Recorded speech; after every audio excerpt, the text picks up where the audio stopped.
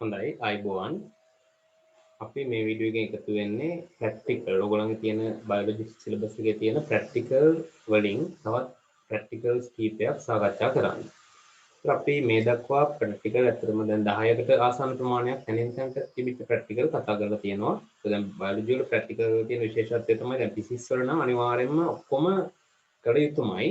නමුත් දැන් බයොලොජි වල ගත්තයින් පස්සේ සමහරක් ප්‍රැක්ටිකල් තියෙන මේ වගේ දැන් කලින් අපි ගමුකෝ කලින් ගිය සතිය අපි කරේ රෝහියෝ පත්‍ර ඊට පස්සේ දැන් මේකේ තියෙනවා මෙහෙම ප්‍රැක්ටිකල් නම්බර් 19 ඒ කියන්නේ 19 යටතේ තියෙන ප්‍රැක්ටිකල් එක මෙහෙමයි ආලෝක අන්වීක්ෂය භාවිතයෙන් පූටිකා හා වාසිදුරු වල ව්‍යුහය නිරීක්ෂණය.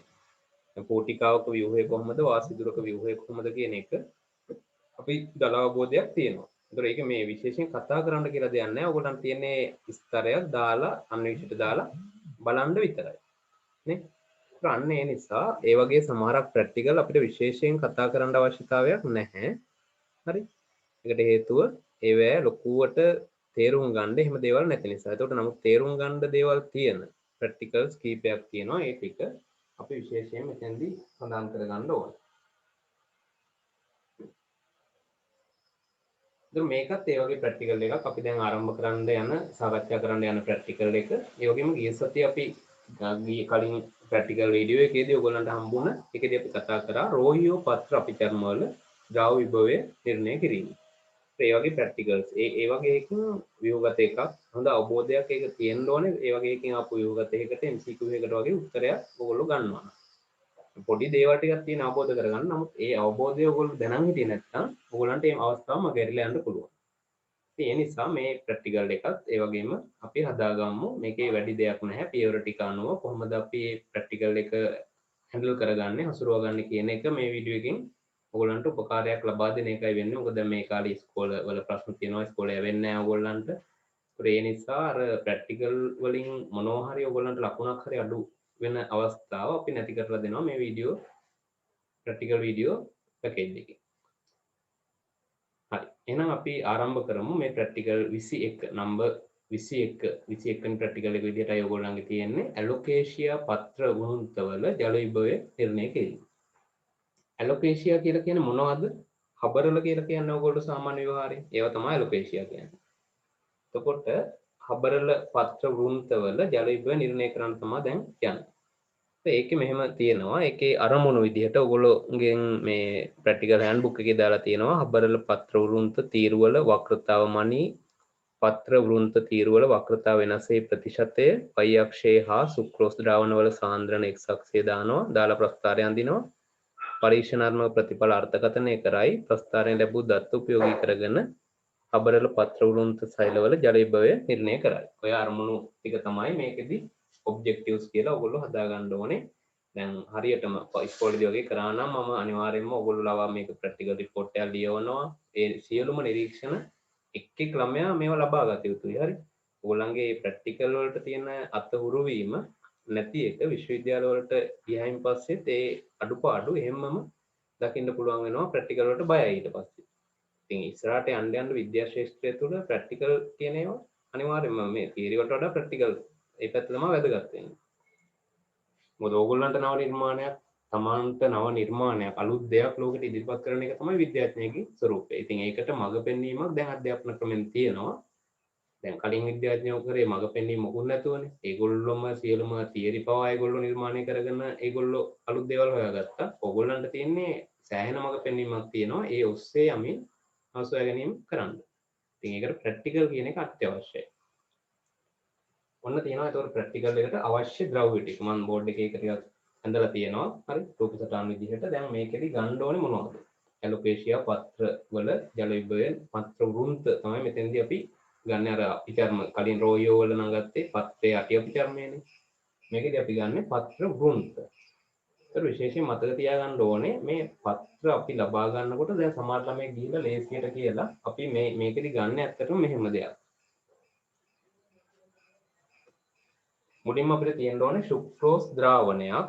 ඒක මම අවශ්‍ය ද්‍රව්‍ය විදිහට ඔයගලන්ට හම්බ වෙන්නේ ලැබ් එකේදී මෙන්න මේ වගේ සුක්‍රෝස් ද්‍රාවණයක්. හරි. හබරල ඒක මම ඒ කියන්න ගියපු කතාව පස්සේ කියන්නම් කොහරි විස්තර කරලා. මුලින්ම මේ වගේ හබරල පත්‍ර ඔයගොල්ලෝ පත්‍ර කීපයක් කපා ගන්න එන්න ඕනේ. එක ඇයි කියලා කියන්නම් පත්‍ර කපා ගන්න මෙතනින් කෑලි කෑලි වලටම කපා ගන්නේ නැතුව ඒකට හේතුවක් තියෙනවා. ඊළඟට මේ ද්‍රාවණයක් සුක්‍රෝස් ද්‍රාවණයක් ඔයගලන්ට හම්බ වෙනවා. එතකොට ඒ අනුව ඔයගොල්ලෝ ඒකෙන් මේ සාන්ද්‍රණ වලට අනුව 0.1 0.2 0.2 කියලා ආසන්නව සාන්ද්‍රණ 6ක්. ඒක වැඩි වුණාට කමක් නැහැ. නමුත් ලොකුවට වැඩි කරගන්න නැතුව 6ක් ප්‍රමාණවත් මේ සාන්ද්‍රණ අගයන්ට මේ ද්‍රාවණය ඔයගලන්ට පුළුවන් හදාගන්න. පරිමා වෙනස් කරලා ආශ්‍රිත ජල එකතු කරලා අර C1 V1 කියලා ඔයගලන්ට තියෙනවනේ සමීකරණයක් නේද? ඒකට දාලා ඔයගලන්ට පුළුවන් මේ සාන්ද්‍රණයේ යුක්ත ද්‍රාවණ සීරීස් එකක් නැත්නම් අපි කියනවා ද්‍රාවණ ශ්‍රේණියක් හදාගන්න පුළුවන්. දැන් හම්බෙන්නේ මේක. ඕගොල්ලෝ අර වැඩේ කරන්න ඕනේ. හරි. සමහරක් ඉතින් අවස්ථාවල ඒවා ඕගොල්ලන්ට හදලම දෙනවා. නමුත් මේ ඉස්කෝලේ වල තියෙම නැහැ. මේක සමහර වෙලාවට ඕගොල්ලෝම හදාගන්න වෙනවා. හරි. කොහොම හරි මේ වගේ ද්‍රාවණයකින් පරීක්ෂණ නල 6කට ඒකයි මේ පරීක්ෂණ නල තියෙන්නේ. පරීක්ෂණ නල රැක් රාක්කයක් කියලා කියන්නේ. රැක් එකක දාලා තියෙන්නේ පරීක්ෂණ නල. ඒ වගේ රාක්කයක් අරගෙන ඒවා ඊට පස්සේ මේ ද්‍රාවණයෙන් එක් සාන්ද්‍රණයේ අදාළ ද්‍රාවණයක් හදාගෙන හරි ද්‍රාවණයක් බැගින් හදාගෙන ඒවා මේ පරීක්ෂණ නල වලට දාන්න ඕනේ. දාලා මතක් කරලා පරීක්ෂණ නලයේ අදාළ සාන්ද්‍රණය ලේබල් කරන්න ඕනේ ඒ වෙලාවෙම. නැත්නම් මේක බලලා ඊට පස්සේ ඉතින් ද්‍රාවණ දෙක බැලුවට පේන්නේ නැහැ නේ පාට වෙනසක්වත් මොකුත් නැහැ. සුවඳ බලන්න බැලුවට හරියන්නේ නැහැ නේද? හරි. එහෙම කරලා අන්තිමට හොයාගන්න වෙන්නේ. ආයෙ ඊට පස්සේ ද්‍රාවණ හදන්න වෙනවා. මාරුනවා. එහෙම නැත්නම් පරීක්ෂණ ප්‍රතිඵල වරදිනවා. ඉතින් ඒ නිසා ඒ ලේබල් කරගන්න ඕනේ ද්‍රාවණය දැම්ම ගමන්. ඒ වගේම කළ යුතු දේවල් තමයි දැන් ඕගොල්ලෝ මේකෙන් හදනවනේ යම් කිසි අපි කියමු 0.15 ද්‍රාවණය හැදුවා කියලා. ගොඩක් වෙලාවට ඕගොල්ලෝ ඔක හදන්නේ එක්ක මේ වගේ හේතු ප්ලාස්කෝකට ඔය වගේ එකකටනේ හදන්නේ. බීකරයකට වෙන්න පුළුවන් හේතු ප්ලාස්කෝක් නැත්නම් ඔය වගේ එකට තමයි ඒ ද්‍රාවණය හදන්නේ. එතකොට දැන් ගොඩක් වෙලාවට මේවා හයක් අපිට ගන්න ලැබ් එකේ නැති වෙන්න පුළුවන්. ඇප් එකක් හොයාගන්නේ තමයි සමහර ඉස්කෝල වල. ඒ හින්දා එකක් දෙකක් වෙන්න පුළුවන් මේවා තියෙන්නේ. ඒතර ළමයිත් වැඩි ප්‍රමාණයක් දැන් මේ ප්‍රැක්ටිකල් එක එක්කෙනෙක් විතර නෙමෙයි කරන්නේ නේද? ටීචර් විතරක් කරනවා නෙමෙයි අනිනම් ළමයි ගෲප් අඩුම ගානේ ඔයගොල්ලන්ගේ ළමයි 40ක් ඉන්නවා නම් ඒ 40 අතර ගෲප් 5කවත් මේ ප්‍රැක්ටිකල් එක වෙන්න ඕනේ. ඒතර මේවා නෑ ඇත්තට. හේතු ක්ලාස්. ඒතර ගොඩක් වෙලාවට එක හේතු ක්ලාස් වලින් තමයි මේ ද්‍රාවණ හයම හදන්නේ. ඒත් දැන් මොකද කරන්නේ? ඔයගොල්ලෝ හදන ඕන එකයි මේකට මේකෙන් අරගන්නවා. ඒකෙන් ද්‍රාවණ ප්‍රමාණයක් දාලා 0.15 ද්‍රාවණය හදා ගන්නවා. හදාගෙන ඉවර වෙලා ඒක දානවා පරීක්ෂණ නලයට. දාලා ඒක ලේබල් උත් කරනවා. ඊළඟට ආයෙ මේකෙන් මේකට දානවා. අන්න එතන වැරදි. ඔයගොල්ලෝ අනිවාර්යයෙන් මතක තියාගන්න ඕනේ මේක අනිවාර්යයෙන්ම ආශ්‍රිත ජලයෙන් සෝදාන්න. ඊළඟ මේ ද්‍රාවණය හදන්න කලින් මෙයාව හොඳින් ආශ්‍රිත ජලයෙන් හොදන්න ඕනේ. නැත්නම් මේ ද්‍රාවණයේ තියෙන සාන්ද්‍රණත් එක්ක පැටලවිලා මේවා වෙනස් වෙන්න පුළුවන් අගයන්. ඒ නිසා අනිවාර්යයෙන් මේක හොදන්න ඕනේ. මොකද අපි සලකන්නේ මෙයාව. මෙතන ද්‍රාවණයේ ස්වරූපයක් මේක තිබුණොත් අන්න එතකොට අපි ගන්න ගණනය කිරීම වර්ධිනවා. ඔය විදිහට ද්‍රාවණ හයක් හදාගන්න එක ඔයගලන්ට අමාරු වෙන්නේ නැහැ. ඒ අනුව එහෙම ද්‍රාවණ හයක් හදලා මේ පරීක්ෂණ නල 6 එක මේ විදිහට ලේබල් කරලා ඒ ද්‍රාවණ ටික ඔන්න පැක් එකට ආයෙ දාගන්න. 0.15 0.2 ඔය විදිහට. එහෙම දාගෙන ඊළඟට කරන්න ඕනේ මේ මොනවද තියෙන්නේ? පියම් වගේ තියෙන ඒවා. පෙට්‍රි දීසි. පෙට්‍රි දීසි තියෙන්න ඕනේ පියම් සහිත ඒවා. හරි. ඉතින් ගොඩක් වෙලාවට මේවත් පියම් නැහැ. සමහර ඒවා පියම් කැඩිලා එහෙම තියෙනවා. ඉතින් නැත්නම් ඉතින් කරන්න දෙයක් නැහැ. හරි පියම් ටිකොලේ හරි වහලා ගන්න වෙන්නේ. සාමාන්‍යයෙන් පියනක් තියෙන ඒවා තමයි අපි මෙතෙන්දී පාවිච්චි කරන්න කියලා කියන්නේ පෙට්‍රි දීසි. ඒවත් ඕනේ 6ක්. ඒ 6ත් අනිවාර්යෙන් ලේබල් කරලම ඉන්න 0.15 0.2 කියලා. හරි ලේබල් ඇති නැත්නම් ඔයගොල්ලෝ හොයාගෙන ඉන්න ඕනේ මේ පරීක්ෂණය කරන්න කලින්. මේ ටිකත් ඒ වගේ ලේබල් කරලා ඔයගොල්ලෝ මොකද කරන්නේ? මේ එක් ද්‍රාවණයේ අපි හදාගත්තු පරිමාවෙන් මිලිලීටර් 20ක් පමණ හරි 20ක් පමණ වෙන්න පෙට්‍රි දීසියකට දැන් දානවා. 20 මිලිලීටර් 20 ගන්න වගේ සමාන පරිමාවක් විය යුතු අනිවාර්යෙන් කොයිකට දැම්මත් 20 ගන්න වගේ මිලිලීටර් අර ද්‍රාවණ 6න් හැම පෙට්‍රි දීසියකටම පෙට්‍රි 26ක් තියෙනවනේ. ඒ 6ට මිලිලීටර් 20 ගන්න වගේ වෙන්න දානවා. ඒක තමයි ඔන්න ඊළඟ පියවර. ඊළඟට තමයි අපි එන්නේ හබරල පිත්ත කපන්න. හබරල පිත්ත මෙහෙමයි කපන්නේ. ඒකෙදි ඔයගොල්ලෝ මේ වගේ දණ්ඩ තෝරාගෙන යටිගින්ම පටන් ගන්නෑ. සාමාන්‍යයෙන් අර ඒකාකාර විස්කම්බයක් වගේ තියෙන ප්‍රදේශයක් තෝරා ගන්න ඕනේ. හරි. මොකද මේකේ අර අග හරිය ගොඩක් ලොකු විස්කම්බයක් තියෙනවා. අගටම යද්දි ගොඩක් හීන වෙනවා. ඒ නිසා අර සමාන විස්කම්බයක් තියෙන ප්‍රදේශයක් තෝරාගෙන ඒකෙන් අපිට කපා ගන්න කියනවා සෙන්ටිමීටර් 6ක. සෙන්ටිමීටර් 6ක පමණ මේ වගේ දඬු කැබලි. මේ වගේ දඬු කැබලි එතකොට එන්නේ නේද? මේකත් සෙන්ටිමීටර් 6ක පමණ ප්‍රමාණය තිබුණාම ප්‍රමාණවත්. ඒතර ඇයි ඒ වගේ ගන්නකොට පොළවේ හිටවල තියෙන එකෙන්මයි කපලා ගන්න නැත්තේ? 6 කැලි. එතකොට ඒව මොනවා වෙන්න පුළුවන්ද? ටික වෙලාවක් තියෙනකොට අර වියලිලා මැලවිලා යන්න පුළුවන් ඒවා තියෙන ජලයේ වාෂ්ප වීම ඒ ආදී කරුණු නිසා. ඒ නිසායි සාමාන්‍යයෙන් අලෙත් පිටින් ගහ ගලවගෙන ඉන්න එපා ලැබ් එකට. හරි එහෙම අවශ්‍යතාවයක් නැහැ. කොළේ මුල හරියෙන් වගේ කපාගෙන ආවම ඇති. ඒතකොට එයාගේ මේ හරිය වේලුණත් මේ හරිය ටික අර සාමාන්‍ය ස්වභාවික තත්ත්වෙන් තියෙනවා. නමුත් ඉතින් මේක දැන් අද ගෙනල්ලා හෙට නම් ප්‍රැක්ටිකල් එක කරන්නේ හරියන්නේ නැහැ. හරි. අර ඔක්කොම මැලවිලා තියෙන ඒකට. හරි කපන්නත් බෑ නිකන් අර මේ කොහොල්ල වගේ වෙනවා. ඉතින් ඒ අනුව මේ ඒ තත්ත්ව වලින් ඒ වෙලාවට පොඩ්ඩක් කලින් පැයකට විතර කලින් ප්‍රශ්නයක් නැහැ කපාගෙන ඉස්කෝලේ යන දවසකට ඕගොල්ලෝ අරන් ඇවිල්ලා එහෙමනේ කරන්නේ නේද? ඒ අනුව එහෙම සකස් කරගන්න ඒ හබරල පත්‍ර ටික හරි. ඒතර 6cm කොටස් සාමාන්‍යයෙන් එක ගානේ වගේ තමයි අපි ඉගෙන 6cm වලින් කොටස් අපිට ප්‍රමාණවත් තරම 4ක් 5ක් ඒ වගේ දඬු හරි කැබලි 4ක් 5ක් වගේ කපා ගන්න. ඊට පස්සේ අපි කරන්නේ මේ කොටස් හරි මේ කොටස් දැන් ඊට පස්සේ ද්‍රාවණයට දානවා දෙක පාට නෑ නේ මේවා ද්‍රාවණයට දාන්නේ. ද්‍රාවණයට දාන්න තව අපි වැඩ ටිකක් කරන්න ඕනේ. මුලින්ම ඔයගොල්ලෝ මේ කොටස්සේ මධ්‍ය ලක්ෂ්‍ය ලකුණු කරගන්න ඕනේ. ඒක විශේෂ හේතුවක් නිසා එහෙම කරන්නේ. ඒ කොටස් වල මධ්‍ය ලක්ෂ්‍යයක් අපි ලකුණු කරගන්න. ඒ කරලා මේක අපි තීරු වලට බලනවා. ඒ කියන්නේ මෙන්න මෙහෙම හරි. සාමාන්‍යයෙන් 4කට හරි තීරු 4කට වගේ මේක බලනවා. ඒකට මේ බලන්න උනත් හොඳ තියුණු පිහියක් හරි කැපෙන්නේ නැති පිහිය වලින් අර නේද පාන් කපනවා වගේ කපන්නේ නැහැ මේක. සාමාන්‍යයෙන් හොඳ තියුණු බ්ලේඩ් එකක් වගේ ගන්න කියලා තියෙන එකයි. හරි. ඉතින් දැන් ලැබ් එකේ තියෙන බ්ලේඩ් එක ගන්න එපා. ඒක අවුරුදු ගානක ඉඳන් තියෙන බ්ලේඩ් එකක් වෙන්න පුළුවන්. ඉතින් අලුත් බ්ලේඩ් එකක් තියුණු බ්ලේඩ් එකක් අරගෙන මේක 4කට බලා ගන්නවා මේ විදිහට. ඒක ඕගොල්ලන්ට මේ වගේ කොටස් නේද? දඬු කොටස් මෙහෙම එනවා. එක කොටසක් එනවා මෙහෙම, තව කොටසක් එනවා මෙහෙම.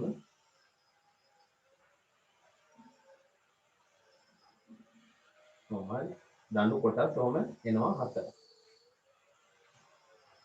ඒතර සාමාන්‍ය ඕගොල්ලෝ මේ අත්දැකීමෙන් ඒක දන්නවා ඇති මේ දේ කරලා තියෙනවා නම් හබරල ඊට පස්සේ කෙහෙල් වගේ ඒවායි මේ මෙහෙම දණ්ඩ කපපුවාම ඒක හරි කෙලින් හිටින්නේ නැහැ. දැන් උණලියක් වගේ නම් නේද? අපි 4ට බලනවා වෙසක් කුඩුව දණ්ඩ එහෙම බලනවනේ. එහෙම බලපුවාම ඒවා කෙලින් හිටිනවා. හැබැයි ඔය හබරල ඊට පස්සේ කෙසෙල් ඒ වගේ අර ආකාශීය කඳන් තියෙන ශාකවල ඒ දණ්ඩක් එම් පැලුවම අතරට හරි දෙකට හරි පැලුවම ඒක හරි කෙලින් හිටින්නේ නැහැ. ඒ කොහොමද හිටින්නේ? මෙන්න මෙහෙම හිටින්නේ. වක්‍රතාවයක් ඇතුව තමයි එයා ස්වභාවයේ තියෙන නිකම්ම හරි. ඒකට හේතු වෙන විවිධ සාධක තියෙනවා. එයාගේ තියෙන අර ආකර්ෂණ බලය, ඒ වගේ ඒවා නිසා ශෛලවල වෙනස්කම් ඒවා ඇති වෙලා මේ විදිහට තමයි එයාගේ අන්තිම ස්වરૂපය පවතින්නේ. ඒ අනුව හරි ඔය විදිහට අපිට දැන් අපි කපාගත්තු කොටස් ටික පේනවා. ඒතකොට දැන් මේවා වැඩි වෙලා ගන්න නැතුව මේවා කරන්න ඕනේ. ඒතකොට දැන් මෙහෙම කොටස් කීපයක් අපි ගන්නවා. සාමාන්‍යයෙන් මේ වගේ කොටස් අපිට ගන්න වෙනවා 6ක්. හරි කොටස් 6ක් ගන්න වෙනවා. ඉතින් 6ක්ම ගන්න කපන්න එපා. වැඩිපුර ටිකක් කපලා තියාගන්න. හරි. එතකොට මුලින්ම ඕගොල්ලෝ කරන්න ඕනේ දැන් ඕගොල්ලෝ ගාව දැන් අර ලකුණු කරපු ලක්ෂයක් තියෙනවනේ. ඒතර ඕගොල්ලන්ට මෙහෙම දෙයක් කරන්න පුළුවන්. මේක මේ රවුමක් වගේ මෙහෙම ඇඳගත්තා නම් හරි ලක්ෂය ලකුණු කරන්න. හරි. white board marker එකකින් වගේ මෙහෙම වටේට රවුමක් ඇඳගත්තා නම් එතකොට මේ කපන හැම කෑල්ලකම මධ්‍ය ලක්ෂයක් ඕගොල්ලන්ට ලකුණු වෙලා පේනවා. එතන මෙතනදී ලකුණු කරන්න ගියොත් ඕගොල්ලන්ට මධ්‍ය ලක්ෂය තෝරන එක ටිකක් අමාරු වෙන්න පුළුවන්. මොකද දිගමයිදී වක්‍ර වෙනවනේ. මේකදී එකයි මේ මධ්‍ය ලක්ෂය ලකුණු කරගන්න කියලා කියන්නේ. ඒතර දැන් ඔන්න තියෙනවා මෙතනින් මධ්‍ය ලක්ෂය ඔයගලන්ට පිටපොත්තේ පේනවා. ඊට පස්සේ ඔයගලන්ට කියනවා මේක සුදු කඩදාසියක්. හරි A4 size එකේ කඩදාසියක් මත මේ වක්‍ර වෙච්ච කොටස එක් කොටස කියලා. දැන් 4කට පැලුවම කොටස් 4ක් එනවනේ.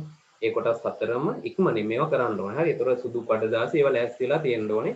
දැන් ටීචර් කිව්වන් පස්සේ සුදු කඩදාසිය වහන්න සුදු කඩදාසිය මත තියන්න කියලා ඊට පස්සේ තමයි බුක් ෂොප් එකට යන්නේ සුදු කඩදාසිය වහන්න. හරි. එහෙම වෙන්න එපා. සියලු අවශ්‍ය සාධක සම්පූර්ණ කරගෙන ඉක්මනට කරගෙන යන්න ඕනේ. නැත්නම් මේ දත්ත වෙනස් වෙනවා. ඒතර මේක මේ විදිහට සුදු කඩදාසිය මත තියලා ඒකේ හැඩය ඔයගොල්ලෝ සටහන් කරගන්න ඕනේ.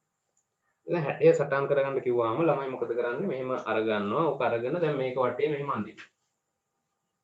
එහෙම නෙමෙයි හැඩය සටහන් කරගන්න කියන්නේ. හරි? එහෙම වටේ ඇඳලා එහෙම හැඩය සටහන් කර ගැනීමක් කරලා අපේ දත්ත අපිට නිවැරදිව ගන්න බෑ. ඒ නිසා අපි කරන්නේ මෙන්න මෙහෙම දෙයක්. අපි මෙතනින් පොඩි ලක්ෂයක් ලකුණු කරගන්නවා. කෙලවරේ. හරි මේ කෙලවරෙන් එතන මේ වක්‍රතා කෙලවර මේ වක්‍රතා විදිහට හැම දණ්ඩෙම ගත්තාම දෝෂයක් වෙන්නේ නැහැ. මේ වක්‍රතාවය ගන්නවා. ඒ කියන්නේ පිට පොත්තේ වක්‍රතාවය ගමුකෝ අපි. එහෙම මේ වක්‍රතා ලක්ෂ දෙකට අනුව මෙන්න මේ ලක්ෂ දෙක ලකුණු කරගන්නවා. ඊට පස්සේ අපි මධ්‍ය ලක්ෂය අපි ගාව එතනත් ලකුණු කරන්න පුළුවන් ලක්ෂයක් මෙහෙම දාගන්න පුළුවන්. කොහොමයි හැඩේ ලකුණු කරන්නේ? ඊට පස්සේ අපි කරන්නේ මේක අයින් කරලා මේ ලක්ෂ ටික යාත් කරනවා. ඒකයි කරන්නේ. හරි නැතුව අරක වටේ ඇඳලා වක්‍ර රවුමට ලක්ෂයක් ඇඳගන්න අපිට වැඩේ කරන්න බෑ. මොකද මෙතන කෝණයක් වයින්න ඕනේ ඕගොල්ලෝ.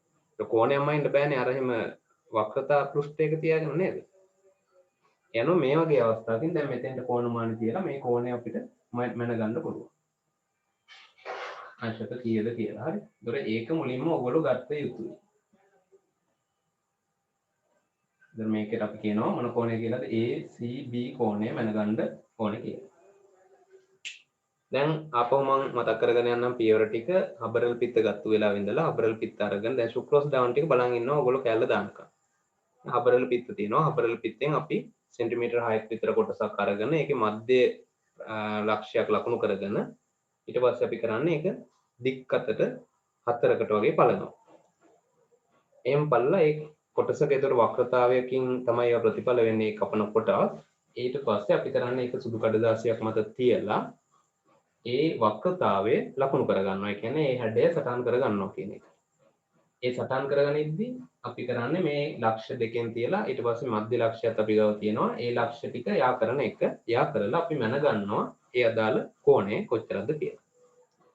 ඒතර අපිට යම් අගයක් එනවා. ඒ විදිහට අර කැබලි 6ෙම දණු කැබලි 6ෙම වක්‍ර වෙච්ච දණු කැබලිනේ. ඒකට ඒ 6ෙම අපි මැනගන්න ඕනේ. එකක මැනලා ආයෙකම තමයි අනිත් පැත්ත කියලා එහෙම නිකන් ඉන්නේ. ඒ 6ෙම මැනගන්න ඕනේ. මොකද යම් යම් අවස්ථා නිසා සමහරක් වෙලාවට ඕගොල්ලෝ හරියට කපන්න නැතුව ඒ තීරු වල ඝනකම වෙනස් වුනහම සමහරක් වෙලාවට වක්‍රතාවය වෙනස් වෙන්න පුළුවන්. ඒ වගේ සාධක මත මේක හැම දඬු කෑල්ලකටම එක වගේ අගයක් වෙන්නේ නැහැ. වෙනස් වෙන්න පුළුවන්. ඒ නිසා ඒ අගය අනිවාර්යයෙන්ම දඬු කැබලි 6ටම මැනගත යුතුයි.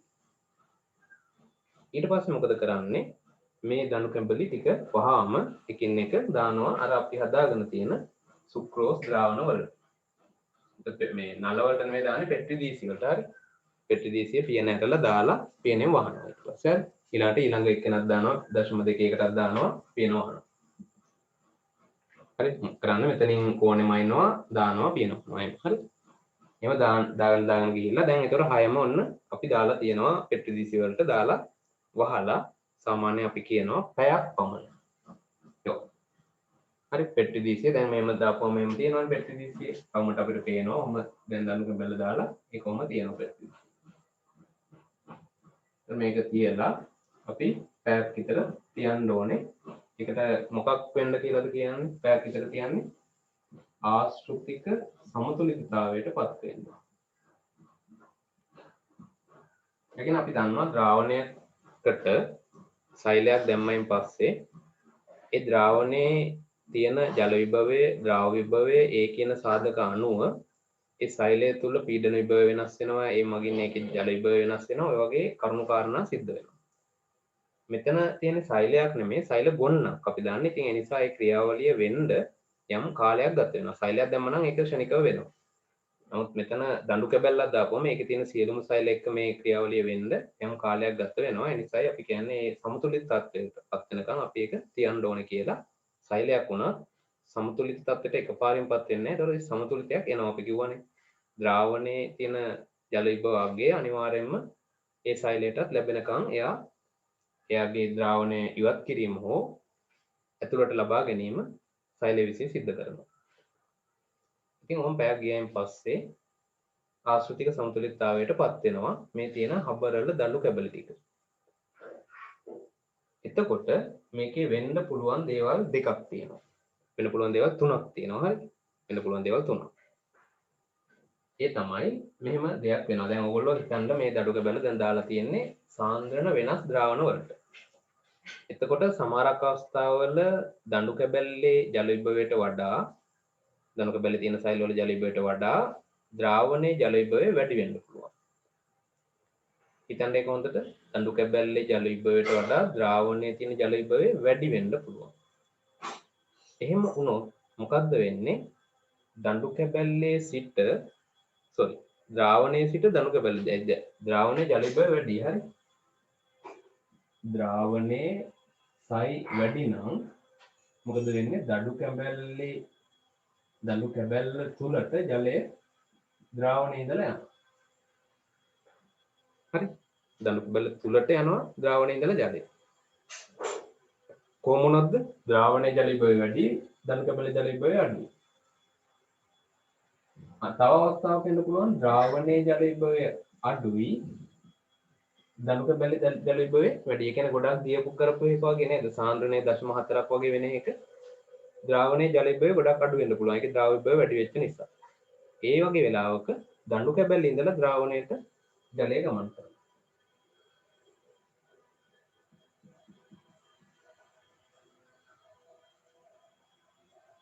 ඊට පස්සේ තව අවස්ථාවක් තියෙන්න පුළුවන් ද්‍රාවණයේ ජල විභවය සමාන වෙනවා දඬු කැබැල්ලේ ජල විභවයට. එතකොට මොකද වෙන්නේ? අර තිබිච්ච වක්‍රතාවය එහෙමම තියෙනවා. කිසිදු වෙනසක් වෙන්නේ නැහැ. සුද්ධ ජල ගමනයක් මොනවා වෙන්නේ නැද්ද? වෙන්නේ නැහැ. සුද්ධ ජල ගමනාගමනයක් වෙන්නේ නැහැ. ඒ කියන්නේ ජල අණුවක් ඉවතට ගියොත් තව එකක් ඇතුළට එනවා. ඒ වගේ අර ගතික සමතුලිතයක තියෙන අවස්ථාවක් වෙනවා. ද්‍රාවණයේ සයි දඬු කැබැල්ලේ සයිට සමාන වුණා. ඒ අනුව මේ අවස්ථා දෙක විශේෂයෙන් අපි සලකපුවාම ද්‍රාවණයේ මෙහෙම ජල විභවය වැඩි වෙලා සෛලය තුලට ජලය එනවා නම් අපි කියනවා මේ දඬු කැබැල්ලේ වක්‍රතාවය වැඩි වෙනවා කියලා. කියන්නේ මෙයා රිජිඩ් කියලා කියන්නේ එයාගේ අර ශුන්‍යතාවය මොනවා වෙනවද? වැඩි වෙනවා. ශුන්‍යතාවය වැඩි වෙන්න මේ වක්‍රතාවය තව වැඩි වෙනවා. දැන් මෙහෙම තිබිච්ච දඬු කැබැල්ල ටික වෙලාවකින් බලනකොට මෙන්න මෙහෙම වෙනවා. ඒක ලොකු වක්‍රතාවයක් අපිට දකින්න පුළුවන් වෙනවා. ජලය දඬු කැබැල්ල තුලට එන අවස්ථාවක් ගත්තොත් දඬු කැබැල්ලෙන් ජලය ඉවත් වෙන අවස්ථාවක් ගත්තොත් ඒ කියන්නේ මේ වගේ අවස්ථාවක් ගත්තොත් ඒකෙදි දඬු කැබැල්ල නිකන් අර තිබිච්ච වක්‍රතාවය තව අඩු වෙලා යනවා. තවත් එකක් ඒකට අපිට සම්බන්ධ කරන්න පුළුවන්. එහෙම වුණොත් මේ වක්‍රතා කෝණය මොකද වෙන්නේ? මේ අවස්ථාවේදී වක්‍රතා කෝණය අඩු වෙනවා. මේ අවස්ථාවේදී වක්‍රතා කෝණය වැඩි වෙනවා. මේ බලන්න.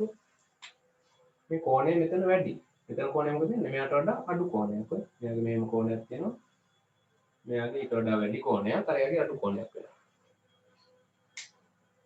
ඒකටම තව එකක් මට එකතු කරන්න පුළුවන්. මේ වගේ ද්‍රාවණ වලට අපි කියනවා උප අபிසාරක ද්‍රාවණ කියලා. සමාන නම් සමාபிසාරක ද්‍රාවණ කියනවා. වැඩි නම් ඒ කියන්නේ ද්‍රාවණයේ ජල විභවය අඩුයි නම් අපි කියනවා උපරි අபிසාරක ද්‍රාවණ කියලා. ඒක නිකන් මම කිව්වේ යම් තැන්වල ඔය වචනේ තියෙන නිසා. ආය පොඩ්ඩක් මතක් කරගමු මොකක්ද උනේ කියලා. දැන් අපි ආශ්‍රිතික සමතුලිතතාවයටපත් වෙන්න අර දණු කැබැල්ල මැනගෙන ඒක පෙට්ටි දිශයට දාලා සුක්‍රෝස් දාන්න දාලා වහලා තිබ්බා. ඒ වෙලාවේදී වෙන්න පුළුවන් දේවල් තුනක් තමයි මම කිව්වා. ඒතර යම් අවස්ථාවක ද්‍රාවණයේ ජල විභවය දණු කැබැල්ලේ ජල විභවයට වඩා වැඩි නම් ඒක උපාවිසාරක ද්‍රාවණයක් වෙනවා. ඒ වෙලාවේදී දණු කැබැල්ලට ද්‍රාවණයෙන් ජලය ඇතුල් වෙනවා. ඒ හේතුවෙන් දණු කැබැල්ලේ තියෙන සෛලවල ශුන්‍යතාවය තව තවත් වැඩි වෙනවා. ඒ හේතුවෙන් ඒ දණු කැබැල්ලේ වක්‍රතාවය තවත් වැඩි වෙලා වක්‍රතා කෝණය අඩු වෙනවා. මෙතෙන්ට ගියොත් ද්‍රාවණයේ ජල විභවය අඩුයි දණු කැබැල්ලේ ජල විභවයට වඩා. ඒ වගේ අවස්ථාවක් ගත්තාම ද්‍රාවණයට දණු කැබැල්ලෙන් ජලය ඉවත් වෙනවා. ඒ වගේ ද්‍රාවණයක් අපි කියන උපරි අபிසාරක ද්‍රාවණයක් කියලා. එතකොට මේ ද්‍රාවණයේ ඉවත් වීම හේතුවෙන් දණු කැබැල්ලෙන් ජලය ඉවත් වීම හේතුවෙන් දණු කැබැල්ලේ තියෙන ශුන්‍යතාවය අඩු වෙලා ඒකේ සෛල විෂ්ණු වෙන්න පටන් ගන්නවා. ඒ නිසා ඒකේ වක්‍රතාවය මොනවා වෙනවද? වක්‍රතාවය අඩු වෙනවා. වක්‍රතා කෝණය වැඩි වෙනවා. පැහැදිලි නේද? ඕවා තමයි MCQ වලට එන්නේ. හරි. ලොකේෂියා පත්‍ර පරීක්ෂා පිළිබඳ අසත්‍ය වන්නේ හරි සත්‍ය වන්නේ හරි කියලා ඔය වක්‍රතාවය කියනවා. වක්‍රතාවය වැඩි වෙනවා කියනවා. වක්‍රතා කෝණය අඩු වෙනවා කියනවා. ඒ කියන්නේ මේ වගේ අවස්ථාවක්. මෙතෙන්දී මොකද වෙන්නේ? වක්‍රතාවයේ අඩු වෙනවා. ඒ කියන්නේ රවුම් බව අඩු වෙනවා. ඒක හරිනේ. වක්‍රතා කෝණය මොකද වෙන්නේ? එතකොට වැඩි වෙනවා. ඒ තැන් හරියට ඔයගොල්ලෝ highlight කරගන්න ඕන. එතකොට අපිට පුළුවන් දැන් අපි ඊළඟට මොකද්ද කරන්නේ? දැන් ඔය සිද්ධිය තමයි වෙන්නේ. ඒක සිද්ධාන්තය. ඒක සිද්ධාන්ත විදිහට ඔයගොල්ලෝ ලියන්න ඕන. ප්‍රැක්ටිකල් එකක් කරනකොට මේවා අපිට මේ ප්‍රැක්ටිකල් එකේ පේන්නේ නැහැ මේවා. ඇතුළට යනවාද එළියට යනවාද ඒවා පේන්නේ නැහැ. ඒකට ඔයගොල්ලෝ මේ සිද්ධාන්තයේ තියරි එක අනිවාර්යයෙන්ම වෙනම ලියන්න ඕනේ. දැන් පරීක්ෂණ ප්‍රතිඵල ලියන්න කලින් බොහෝ විට නේද? ක්‍රමවේදය ලියනවා. ක්‍රමවේදය ලියලා ඊළඟට සිද්ධාන්තය. නැත්නම් උඩින්ම ලිව්වත් ප්‍රශ්නයක් නැහැ. අවශ්‍ය ද්‍රව්‍ය ලියලා ඊට පස්සේ සිද්ධාන්තය ලියලා ඊළඟට ක්‍රමවේදය, නිරීක්ෂණ, නිගමන එම කියලා අවසන් කරන්න පුළුවන්. ඒතර මේ නිගමන යටතේ මේ වගේ දේවල් ඔයාලට ලියන්න පුළුවන් පැහැදිලිව. එහෙම ලිව්වම තමයි ඔයගොල්ලන්ට ඒවා දැනුම වැඩි වෙන්නේ සහ තමන්ට ඒ තියරි කටපාඩම් කරන්නේ නැතුව ඒවා හොඳ අවබෝධයකින් කරන්න පුළුවන් වෙන්නේ. MCQ වල මතක තියාගන්න බලන්නේ ඔය වගේ දේවල්. ප්‍රැක්ටිකල් එක සමහරක් වෙලාවට කරලා ඒකේ විභාගයක් එනවට වඩා හරි MCQ එකක් දෙන්න පුළුවන් මේ ප්‍රැක්ටිකල් එකට සම්බන්ධ කරලා. හරි ඊට පස්සේ දැන් අපි කරන්නේ දැන් පැයක් තිබුණා කියන්නකො පැයක් ඔන්න ගියා ඊට පස්සේ අපි කරන්නේ අර දණු කැබලි ටික ගන්නවා එළියට. දැන් ගත්ත ගමන් ඒවා වතුර පෙරනවා ඒ හින්දා මුලින්ම අපි ගාව තියාගන්න ඕනේ පොඩි ටිෂු කඩදාසි ටිකක් නේද? පෙරහන් කඩදාසි ටිකක් වගේ තියාගන්න ඕනේ අර තෙත මාත්තු කරන්න. ඊට පස්සේ අපි මොකද කරන්නේ? ආපහු අර වගේ සුදු කඩදාසියක්මත් දෙන්න නැත්නම් සුදු කඩදාසියක්මත් තිබ්බ ගමන් අරක වතුර ගිහිල්ලා ඊට පස්සේ ඒක ඉරිලා යනවා. හරි? නැත්නම් අපි ලකුණු කරන ලක්ෂයක් අපිට පේන්නේ නැහැ. එහෙම සිද්ධ වෙනවනේ. ඒ නිසා ඒවත් වළක්ව ගන්න පරීක්ෂණයක් අතරතුර ඕගොල්ලෝ වග බලා ගන්න ඕන. එහෙම කරලා අපි මොකද කරන්නේ? ඒ එක් දඬු කැබැල්ල ආපහු තියලා අපි වක්‍රතා කෝණය මයින්නවා. එතකොට අපිට එනවා අගය. දැන් මේ කැබැල්ල කියන්නේ මේ කැබැල්ල තමයි මම ගන්නෙ 0.15 ද්‍රාවණයට දැම්මයි කියලා. ඒතර මේ කැබැල්ලේ කෝණය ACB නේ. ඒතර මම මේකෙන් දැන් මෙහා ඔන්න මේ ද්‍රාවණයට දාන්න කලින් සුක්‍රෝස් මේ 1.5 ද්‍රාවණයට දාන්න කලින් කෝණය තමයි ACB කෝණය කියලා කියන්නේ. දැන් දාලා පැයක් තියලා අරගෙන ආයෙ මම මේ වැඩේ කරනවානේ. ඒ කරපුවම මම ගන්න කෝණය මම ලකුණු කරනවා ACB 1 කියලා. ACB 1 කෝණය මොකක්ද කියලා ගන්නවා. හරි. එතකොට ඊළඟට මොකද්ද කරන්නේ? දැන් එතකොට එතනින් එනවා කෝණ අතර වෙනසක් නේද? කෝණ අතර වෙනසක් එනවනේ ඔයගොල්ලන්ට. මුල් කෝණයයි පස්සේ කෝණය. ඒක මුල් කෝණයට වඩා පස්සේ කෝණය අඩු වුණාද වැඩි වුණාද? ඔය අනුවනේ එන්නේ. ඒතර අපි කිව්වොත් මේ අවස්ථාව කියන්නකො. හරි. ඒ අවස්ථාව කියලා ගත්තොත් ඒ අවස්ථාවේදී කෝණය අඩුවීමක් වෙන්නේ. පැහැදිලිද? ඒකේ ඒ අවස්ථාවේදී කෝණය අඩුවීමක් වෙන්නේ. එතකොට අපි කෝණ වෙනස ගත්තොත් මේ විදිහට හරි අපි ගන්නවා මුල් කෝණය ඍණ පසු කෝණය. මුල් කෝණය අඩු කිරීම පසු කෝණය බෙදීම මුල් කෝණය. ඒ කියන්නේ මෙතනින් එනවා ඒතර මුල් කෝණයට කෝණ වෙනස දරන අනුපාතය නේද? හරි මුල් කෝණය බෙදීම මේ අඩු කිරීම පසු කෝණය බෙදීම මුල් කෝණය. ඒතර මුල් කෝණයෙන් පසු කෝණය අඩු කරා කියන්නේ ඒ කෝණ වෙනසනේ එන්නේ. ඒ කෝණ වෙනස මුල් කෝණයට දරන අනුපාතය ගන්නවා. ඊට පස්සේ අපිට පුළුවන් ඒක 100න් වැඩි කරලා ප්‍රතිශතයක් හොයන්න. ඒ අනුව දැන් ඔයගලන්ට පැහැදිලි මෙතෙන්ද අපි ආදේශ කළොත් මේ පළවෙනි අවස්ථාව ACB වලින් අඩු කරන්න වෙන්නේ මට ACB1 ඒක අඩු කරලා මම ඒක බෙදනවා ACB වලින්ම ආපහු. ඒක කරලා 100න් වැඩි කරනවා. ඕක නෙවෙයි මේක 100 වැඩි කරනවා. ඒ අනුව මට ඔතෙන් එන අගය මෙයා ලොකුව කියන්නේ කුඩා වෙන එක නෙවෙයි නේද? කොහොනේ කුඩා වෙන එකයි මෙතෙන්දී උනේ. ඒ කියන්නේ මේ වගේ ද්‍රාවණයක් තමයි ඕක. එහෙම ගන්න පුළුවන් මොකද ද්‍රාවණයේ ජලීය බව වැඩි. මොකද ද්‍රාවණයේ දී වෙලා තියෙන සාන්ද්‍රණය අඩුයිනේ. ඒකට සාපේක්ෂව ද්‍රාවණයේ ජලීය බව වැඩි වෙනවා. බොහෝ විට මේ අදාළ මේ ඇලොකේෂියා දණ්ඩට වඩා වැඩි ද්‍රාවණයේ ජලීය බව. ඒකට ද්‍රාවණයෙන් ජලය දණු කැබැල්ලට ඇතුල් වීමක් වෙලා කෝණය අඩු වෙනවා. එතකොට එන්නේ මෙතෙන්දී ධන කෝණයක් නේද? ඒතර ප්‍රතිශතයක් විදියට අපිට ගන්න පුළුවන් යම් කිසි අගයක්. හරි? x අගයක් කියලා ගමුකෝ. ඔන්න එනවා අගය. පළවෙනි සාන්ද්‍රණයට අදාළව ද්‍රාවණයේ මේ වගේ අගයක් එනවා. ඒතර ඒක ධන අගයක් වෙනවා. ඊට පස්සේ දෙවෙනි එක ගත්තාම ඒකේ එනවා මේ වගේ අගයක්. හැබැයි ඒකේ මොකක් වෙන්න ඕනේද? මේ තරම් කෝණය අඩු වේද මෙච්චරටම? එහෙම අඩු වෙන එකක් නෑ. මොකද මෙයාගේ යම් වැඩි ද්‍රව්‍ය සාන්ද්‍රණයක් තියෙනවා. ඒතර එයාගේ අර ඇතුල් වීම දණ්ඩ තුළට ජලය ඇතුල් වීම අර පළවෙනි එක්කෙනාගේ තරම් ලොකුවට සිද්ධ වෙන එකක් නැහැ. ඒ අනුමාන කිරීම හරි. ප්‍රැක්ටිකල් එක කරලා බලන්න ඕනේ ඔයගොල්ලන්ට ප්‍රතිඵල එන්නේ කොහොමද කියන එක. ඔන්න ඔය වගේ අපි මොනව කරනවද? හොයා ගන්නවා වක්‍රතා කෝණවල වෙනසෙහි ප්‍රතිශතය. ඒකයි මට මෙතෙන්දී පෙන්වන්න ඕනේ උනේ හරි. වෙනස ගන්න හැටි දන්නවා, වෙනසට අනුපාතය ගන්න හැටි දන්නවා, ඒක ප්‍රතිශතය ගන්න හැටිත් ඔයගොල්ලන්ට හදා ගන්න පුළුවන්. මේ සූත්‍රය පොදු කරගෙන ඔයගොල්ලන්ට හැම ද්‍රාවණයකටම අදාළව දාපු දඬු කැබැල්ලේ අගයන් ඔයගොල්ලෝ ගාව තියෙනවා නම් මැනගෙන ඒ ටික ආදේශ කරන්න විතරයි තියෙන්නේ. සරල අංක ගණිතය හරි 1 2 3 කියන්න දන්නවා නම් ඕක කරගන්න පුළුවන්. ඊට පස්සේ අපි මොකද කරන්නේ? මේකට අඳින්න ඕනේ ප්‍රස්ථාරයක්. ඉතින් ප්‍රස්ථාරය අපි ගන්න මෙහෙමයි. ඔයගොල්ලන්ට ඒක දීලා තියෙනවා, ගයිඩ් කරලා තියෙනවා ඔයගොල්ලන්ව. ඒකේ y අක්ෂයට ගන්නෙ ප්‍රස්ථාරය මෙහෙම ප්‍රස්ථාරයක් වෙනවා ඔයගොල්ලන්ට.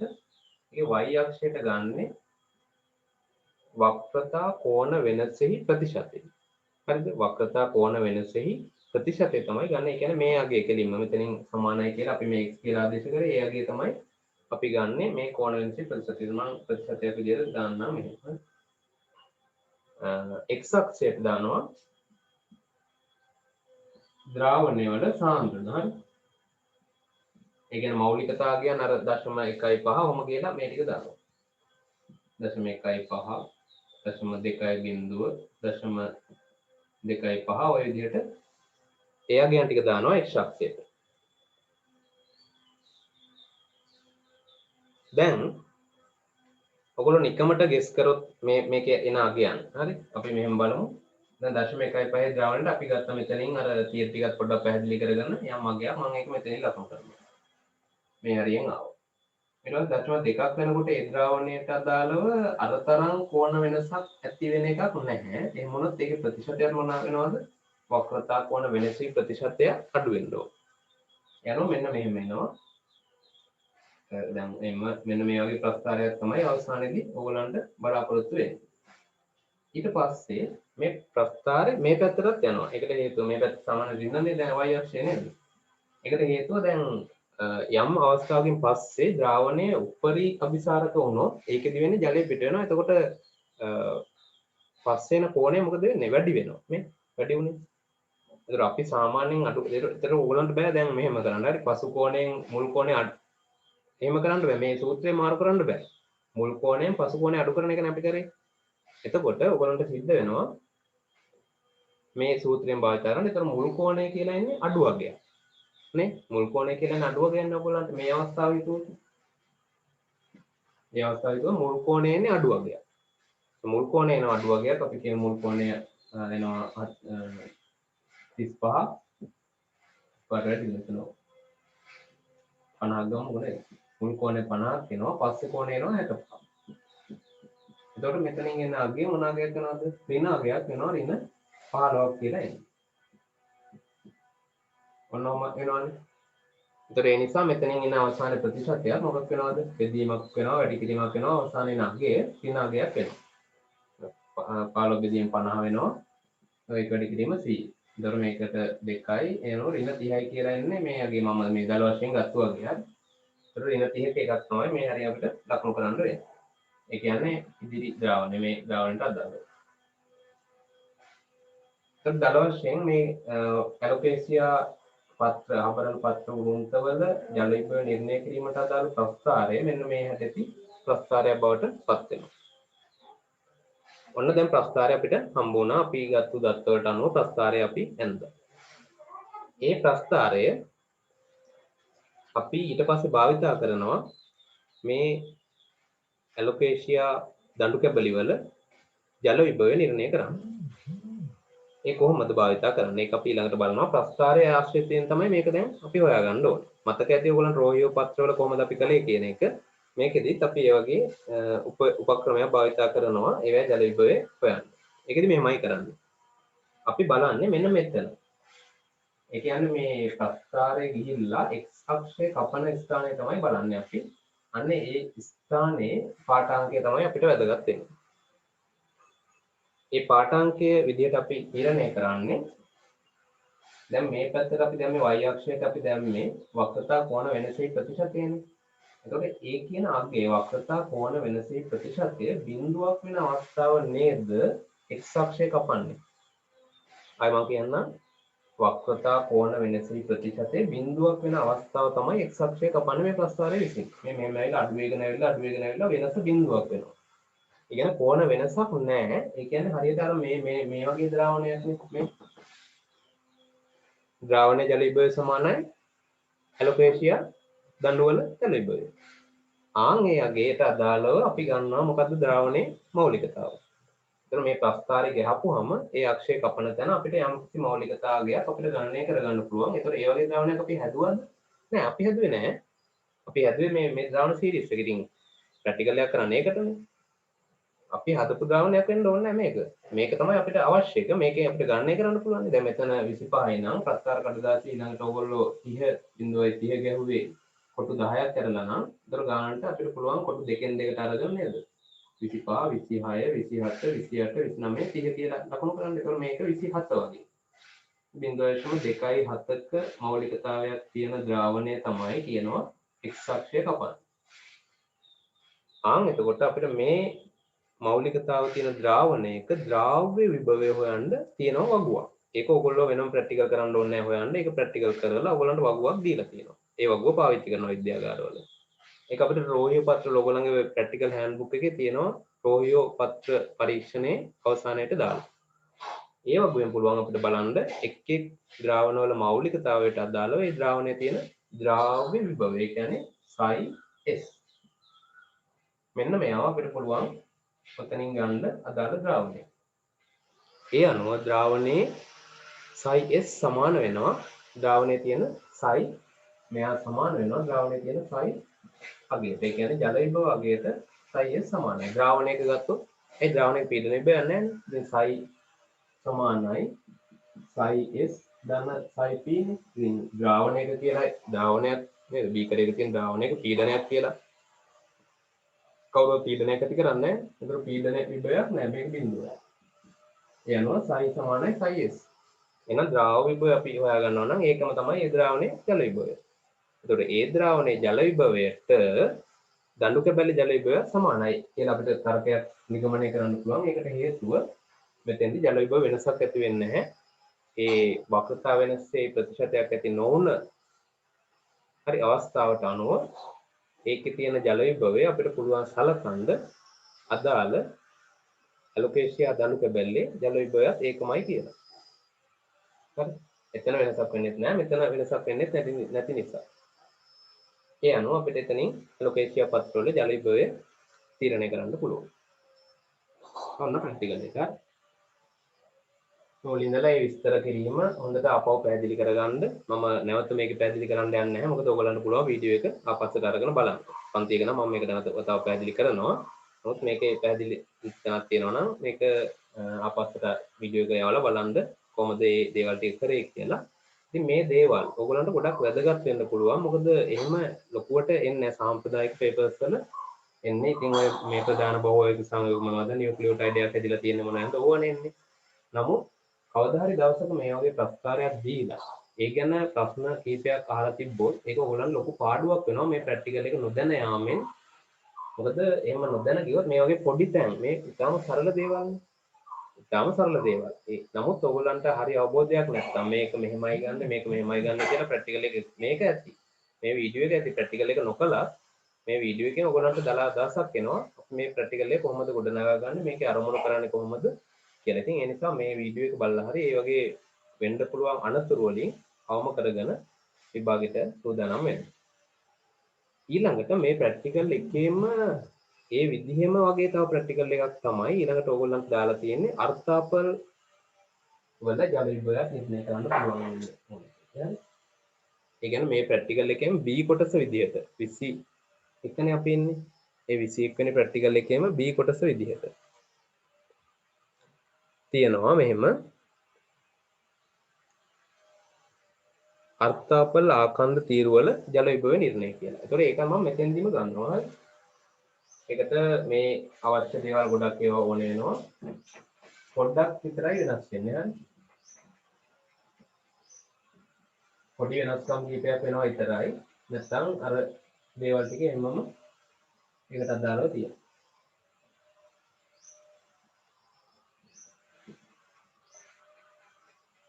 අර ද්‍රාවණ ඒ සීරීස් එක හදා ගන්න ඕනේ කොළ ආරම්භය මේකට ගන්නේ අල කොහොම අර්ථාපල ගන්නවා මේක අර්ථාපල ගෙඩි ටිකක් කොහොම ගන්නවා අර්ථාපල වැඩි ගන්නක් නැහැ මේ දවස්වල නේද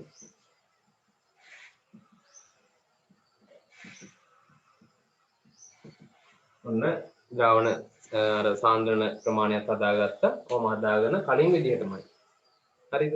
කලින් විදිහටම අවශ්‍ය ද්‍රව්‍යත් ඒවමයි පරීක්ෂණ නල අවශ්‍යයි. ඊට පස්සේ 1m සුක්‍රෝස් ද්‍රාවණය බීකර පිපෙට්ටු ඊළඟට පෙට්ටි දීසිය ඔය විදිහට වහන්න පුළුවන් ඒවා අවශ්‍යයි. ඊළඟට ප්‍රස්තාර කඩදාසිය ඕනේ. කලින් අපිට ප්‍රස්තාර කඩදාසි ප්‍රස්තාරය ගන්න ඕනේ. හැබැයි මේකෙදි තව ටිකක් වැඩිපුර ඕනේ. හරි? එක ප්‍රස්තාරය ගන්න විතරක් කඩදාසිය අරන් යන්න එපා. මේකෙන් තව ඊට වඩා වැඩිපුර ප්‍රස්තාර කඩදාසි කීපයක් ඔයගොල්ලෝ ගාව තියෙන්න ඕනේ. ඒකට හේතුව අපි ඉදිරියේදී කතා කරලා බලනවා. තව බලමු අපි අවශ්‍ය ද්‍රව්‍ය මොනවද කියලා.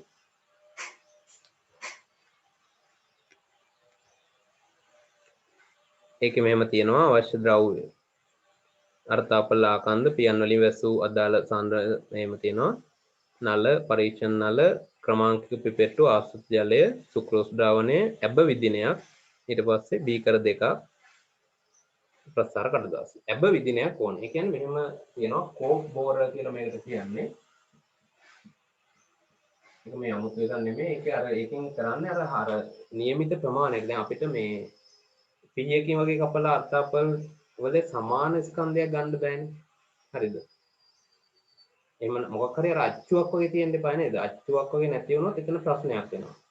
මෙතන නම් අපිට දිගමනලා ගත්තගෙන ආසන්න වශයෙන් මේකේ විස්කම්භය සමානයි. එහෙම කියලා බලලා අපිට දිගමනලා අර මේ කලින් කරපු ලොකේෂියා දඬුවල නම් ගන්න පුළුවන් සෑහෙන තරම් සමානව ඒ කොටස් ගන්න පුළුවන් දඬු කොටස්. හැබැයි මේ අර්ථාපල වල ඒවා හැඩය හරි තමා හැඩයකුත් නැහැ. කාලයක් ගත්තාම මේක එක විදියක්, තව එකක් ගත්තාම මේක ත්‍රිකෝණාකාරයි නේද? තමරක් ඒවා කෑලි ගැලවිලා. එහෙම අල වෙනස් නේ එක එක හැඩ වලට තියෙන අප්‍රමාණ. ඉතින් ඒ නිසා අපි මේ විශේෂ උපකරණයක් පාවිච්චි කරනවා. ඒක නිකන් අර යකඩ කාඩුවකින් අදපු නිකන් රෝල් කරපු බටයක් වගේ එකක්. ඒක නිකන් තද කරලා වගේ අපිට තියෙන්නේ අර අර්ථාපල් තීරුව මේ අර්ථාපල් වල නිකන් පොඩි සිලින්ඩරයක් වගේ ඒක ඇතුළට යනවා. ඒක ඊට පස්සේ අරගෙන ඒතර අපිට අන්න ඒ වගේ අර දඬු සමාන දිගින් දඬු ප්‍රමාණයක් ලබා ගන්න පුළුවන් උපකරණයක් තමයි මේ ඇබ විදිනේ කියලා කියන්නේ. හරි. ඒතර ඒකක් ගන්නවා අපි සමාන අර්ථාපල් කොටස් කපා ගන්න. එහෙම කරගෙන දැන් අපි ප්‍රැක්ටිකල් එකට අවතීර්ණ වෙනවා. කලින් වගේම අර විදිහේ සාන්ද්‍රණ ද්‍රාවණ ශ්‍රේණියක් හදා ගන්නවා. ඊට පස්සේ අර විදිහට අර්ථාපල් තීරුවක් අර්ථාපල් ස්කන්ධ ආකන්ද කීපයක් අපි ලබා ගන්නවා කොටස් විදිහට. ඒවා ඊට පස්සේ මේ පෙට්‍රි දීසියකට දාන්නේ දෙක ගානේ හරි. එක ගානේ නෙමෙයි දෙක ගානේ දානවා. එතකොට අර දිගෙහි වෙන දෝෂ තියෙනවා නම් ඒවා මේකේ මධ්‍යයන කියන්නේ අපි ගන්නෙ. එතකොට දෝෂ තියෙනවා නම් ඒවා මගහැරිලා යනවා. ඒ වගේම ඔයගොල්ලෝ විශේෂයෙන් මතක තියාගන්න ඕනේ මේ පෙට්‍රි දීසිය අර ප්‍රස්තාර කඩදාසිය උඩින් තියන්න හරි. මේක තියන්නේ නිකම්ම අර කලින් වගේ නෙමෙයි සුදු කඩදාසියක් උඩින් නෙමෙයි ප්‍රස්තාර කඩදාසියක් උඩින්. ඒකට හේතුව මොකද? අපි මේ අර්ථාපල තීරුවල දිගමයින්න ඕනේ ද්‍රාවණයට දැම්මට පස්සේ. දාන්න කලින් නම් ඉතින් මේ මන ගන්න පුළුවන් කියමුකෝ කොහොම හරි අඩුවලක් හරි තියෙන. නමුත් ද්‍රාවණයට දැම්මට පස්සේ දාපු ක්ෂණයෙන්ම තමයි අපි මන ගන්න ඕනේ. ඒකට හේතුවක් තියෙනවා. අර මුලින්ම අපි එහෙම මයින් නැහැ ලොකු වෙලාවක් අරගෙන ද්‍රාවණයට දානකම්. ඒක ද්‍රාවණයට දාලා මෙතන අපිට ප්‍රස්තාරය තියෙනවා. අර පොඩි කොටු වලින් අපි ගණන් කරලා අගයක් ගන්න පුළුවන්. කොටු මෙච්චරයි කියලා හරි දාගන්නවා. කොටුක දිග ඕගලන්ට දීලා තියෙනවා ප්‍රස්තාර කඩදාසිය හරි. ඒතර මේකේ දිග ඕගලන්ට අගයක් විදිහටම කෙලිම ගන්න පුළුවන්. එහෙම දාලා ඊට පස්සේ අර කලින් විදිහටම තියෙනෙන් වහලා ආශ්‍රිතික සමතුලිතතාවයටපත් වෙන්න මේ අර්ථාපල කොටස් තීරු කොටස් එම්ම තියලා තියෙනවා. ඒක ද්‍රාවණ 6ෙම මේ සිදුවීම ඔයගොල්ලෝ කරන්න ඕනේ. දැම්ම ගමන් දිග මනලා ගන්නවා. ඊට පස්සේ සටහන් කර ගන්නවා. මේකේ මධ්‍යයන් අගයක් ගන්න. දැන් මෙයාගේ දිග අපි කියමුකෝ සෙන්ටිමීටර් 5යි කියලා. මෙයාගේ දිග අපිට එනවා 5.1යි 5යි. ඒක ඊට පස්සේ බෙදනවා දෙකෙන්. ඒකට මේ මධ්‍යයන් අගයක් තමයි ගන්න. 5යි 5යි 10.1 බෙදීම 2. ඒක 2 කියන්නේ 5.0.2 2යි සෙන්ටිමීටර්. ඔය වගේ අපි අගය ගන්නවා මේ අගය මුලින්ම දැන් මේක තමයි ආරම්භක දිග. ඔන්න ආරම්භ දිග ගත්තා. ඊට පස්සේ අපි කරන්නේ මේක තියෙනවා පැයක් විතර. ආශ්‍රිතික සමතුලිතතාවයට පත් වෙන්න පැයක් විතර තියෙනවා 1 hour.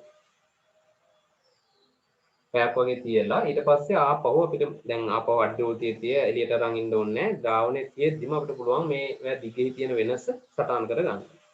එතකොට අර සිදුවීම වෙනවා අරකෙදි වක්‍රතාවය වුණා වගේ ඊටත් වඩා ලේසියි. මෙතෙන්දි වක්‍රතාවය නම් අපිට පොඩ්ඩක් හිතන්න දේවල් තිබ්බා. මේකේ එහෙම හිතන්න දේවල් නැහැ.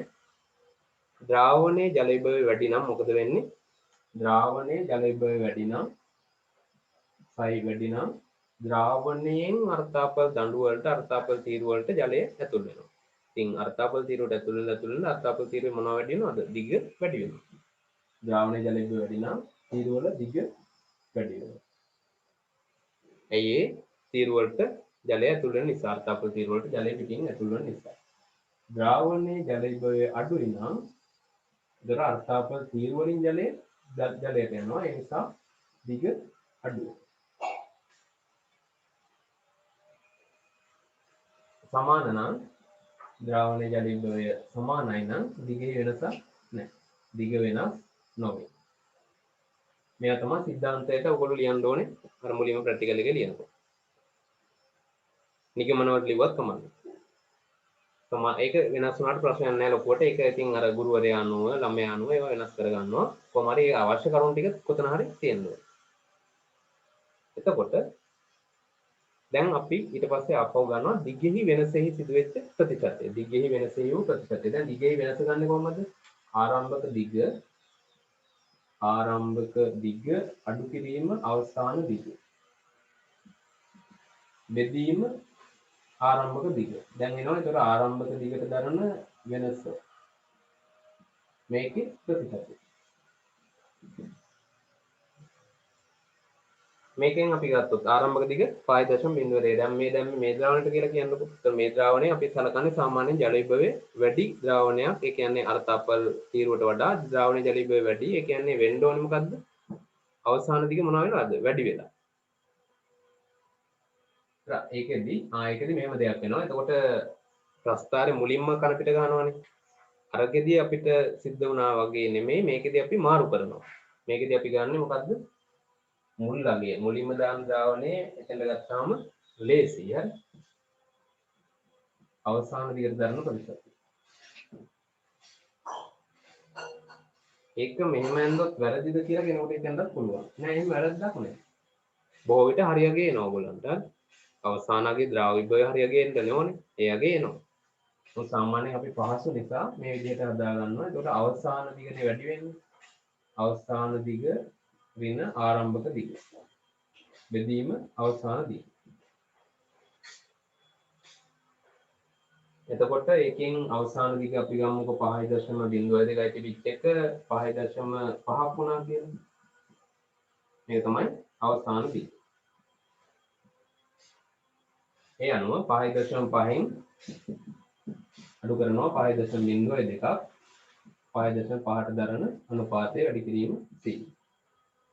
මේකේ එනවා 8යි 84.4යි බිඳුවයි බෙදීම 5.5 වැඩි කිරීම C. එනවා 48 බෙදීම 5.5 ඒ කියන්නේ 480 බෙදීම 55.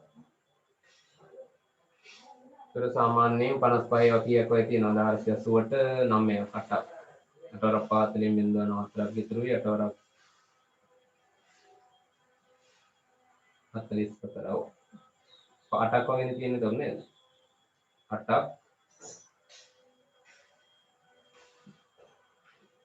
440ක් වෙනවා 55 වටක් 440ක් වෙනවා. එතකොට ආයෙ 40ක 400ට 55 ඒවා 7ක් වගේ ඔහොම කියන්නේ. එතකොට ප්‍රතිශතයක් විදිහට මේ වගේ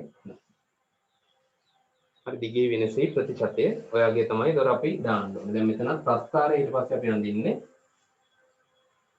අර විදිහටම ප්‍රස්ථාරයේ y අක්ෂයට ගන්නවා දිගෙහි සිදු වෙනසේ ප්‍රතිශතය. මෙතෙන්ට ගන්න ප්‍රතිශතය ඊට පස්සේ x අක්ෂයට ගන්නවා මৌলিকතාව. ඒ අනුව මේ අගේ අපිට කෙලින්ම මෞලිකතාව කියන්නේ මෙහෙම එනවා 0.15 එහෙම කියලා. ඒතර මේ වෙනසේ ප්‍රතිශතය මෙතනින් ආවනම් ඒක වැඩිම අගේ මෙතෙන්දි සටහන් වෙන්න ඕන. ඊට පස්සේ එන්නේ අඩු වේගන දැන් මේ අගේ වුණාම දිග මෙච්චර වැඩි වෙන්නේ නැහැ. අවසාන දිග අඩු අගයකින් නවතිනවා. ඒතර යනවා ඒ පහළට යන ප්‍රස්ථාරයක් දර වශයෙන් ඕගලන්ට සටහන් වෙනවා. ඊට පස්සේ අනිත් පැත්තට මොකද වෙන්නේ? අඩු ජල ඉබ්බයක් තියෙන ද්‍රාවණයකට දැම්මයින් පස්සේ ඒ කියන්නේ මේ වගේ ද්‍රාවණයකට දැම්මයින් පස්සේ දිග අඩු වෙනවා. ඒ අවසාන දිග අඩු වෙනවා. ආරම්භ දිගට වඩා. ඒකට ආපහු වෙන්නේ විනාගයක් වෙනවා. යනවා මේකේ ප්‍රස්ථාරය අර කලින් විදිහට මේ වගේ ප්‍රස්ථාරයක් එනවා. ඒතකොට මේ විදිහටම ඔයගලන්ට පුළුවන් මෙතන මෞලිකතාවයේ x අක්ෂයේ ප්‍රස්ථාරය කපන ස්ථානය ගන්නවා. ඒක තමයි ඒතකොට අදාළ මෞලිකතාව වෙනසක් නොවන මෞලිකතාවගේ මේ මෞලිකතාවයට අදාළව ද්‍රාවණයේ ද්‍රාව විභවය ψs හොයා ගන්නවා. ඒ ψs සමානයි ද්‍රාවණයේ ψs. ඒ ද්‍රාවණයේ ψs සමානයි ද්‍රාවණයේ ජල විභවයට. ඒකට හේතුව පීඩන විභවය ද්‍රාවණයක ක්‍රියාත්මක වෙන්නේ නැති හින්දා ඒකම සමාන වෙනවා අර්ථාපල් වල පොටැටෝ වල ජල විභවය. ඕනෙම ද්‍රාවණයක තියෙනවා නම් යම් කිසි සෛලයක් අනිවාර්යෙන් මේ සෛලය ද්‍රාවණයේ ජල විභවය ගන්න ඕනේ. ඒකට අනිවාර්යෙන්ම පොටැටෝ වල නැත්නම් අර්ථාපල් වල ජල විභවය එක වෙනවා ඒ අවසාන අවස්ථාවට අනුව. ඔය දේවල් ටික තමයි එතකොට ඒතර අර ඇලොකේසියා වල වගේමනේ ලොකු වෙනසක් නැහැ. පොඩි පොඩි දේවල් ටිකක් විතරයි අර්ථාපල නිසා වෙනස් වුනේ. හරි එහෙනම් ඊළඟට මේ එකම අපි තව ප්‍රැක්ටිකල් එකක් කතා කරනවා ඒ තමයි පානමානය. දැන් මේ ප්‍රැක්ටිකල් දෙක හරි ඔයකට අදාළව ඔය ටික ප්‍රමාණවත් කරුණු ටික ඔයගොල්ලෝ තව හෑන්ඩ් අවුට් එකක් බලා ගන්න. හෑන්ඩ් අවුට් එකක් බලලා හොඳට මේක අවබෝධ කරගන්න ප්‍රැක්ටිකල් එකෙන් වෙන්නේ මොකද්ද කියලා. ඊට පස්සේ මොනතරම් ඔයගලන්ට ඒවා වෙනස් කරගන්න පුළුවන්. කොයි විදිහේ ගැටලුවක් ආවත් නිවැරදිව පිළිතුරු දෙන්න පුළුවන්.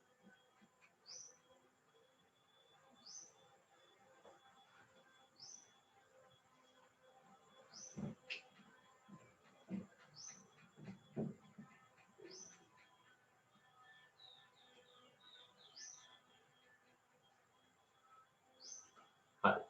ඊළඟ ප්‍රැක්ටිකල් එක වෙනවා ප්‍රැක්ටිකල් අංක 22. හරි. 22 වෙනි ප්‍රැක්ටිකල් එක තමයි අපි ගන්නෙ. එක නම් කරලා තියෙනවා මේ විදිහට පානමානයේ භාවිතයෙන් ශාක පත්‍ර හා ප්‍රරෝහ වල උච්ඡේදන ශීඝ්‍රතාව නිර්ණය. එක ප්‍රැක්ටිකල් 22.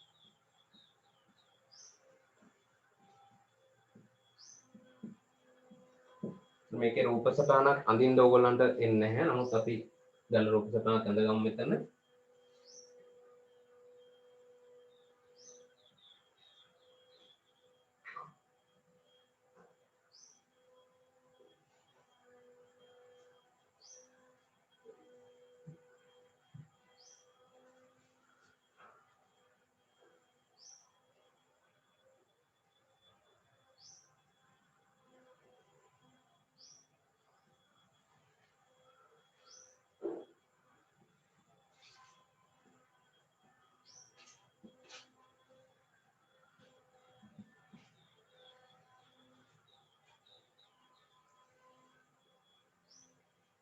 මේකේ තියෙන්නේ කේශික නලයක්. හරි. අභ්‍යන්තරයේ මෙහෙම කේශික නලයක් තියෙනවා. ඒ කේශික නලය හරහා තමයි ජලය එන්නේ.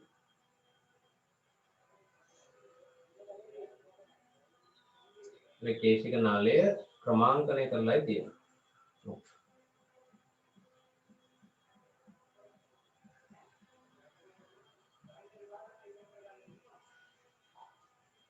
හරි.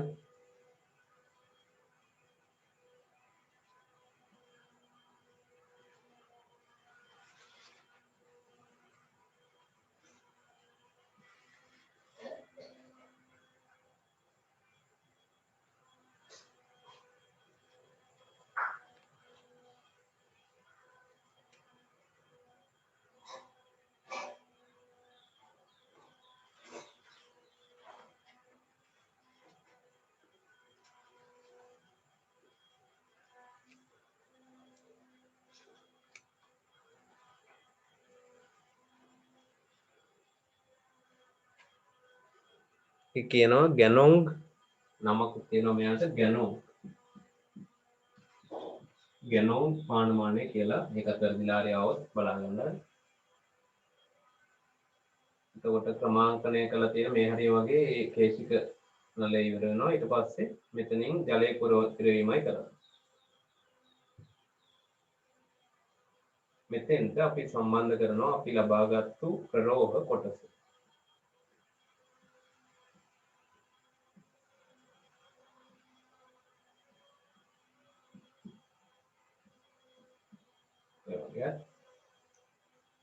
මේ තියෙන දැන් වතුර පුරවලා තියෙනවා මේ හැබැයි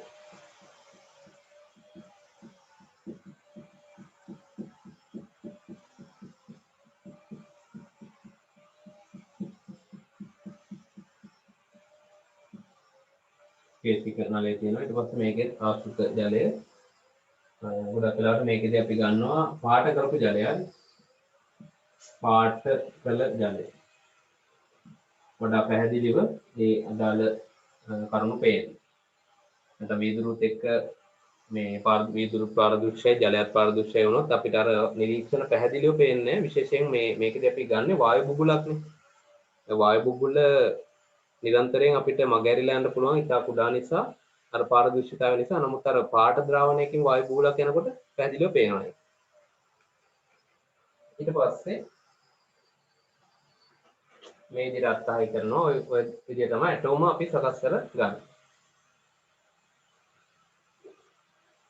ඊට පස්සේ ප්‍රැක්ටිකල් එක පටන් ගත්තොත් ඒකට අවශ්‍ය කරන ද්‍රව විදියට තියෙනවා මෙහෙම පානමානේ මේ ඇටෝම තියෙනවා. ඊට පස්සේ වැස්ලින් අවශ්‍ය වෙනවා.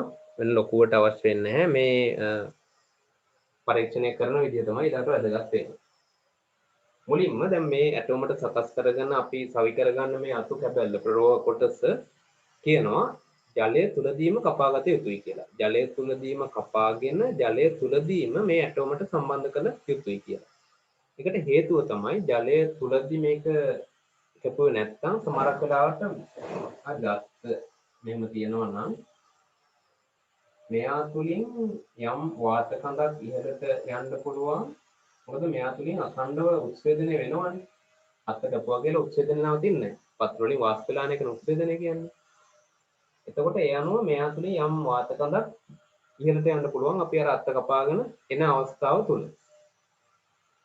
එතකොට මොකද වෙන්නේ? පරීක්ෂණයේ දෝෂ සහිත වෙනවා. ඒකට හේතුව අපි ගන්න අර හරියටම අත්ත මගින් පිට වෙච්ච ඒ වාතයට අදාළ අගය නෙමෙයි.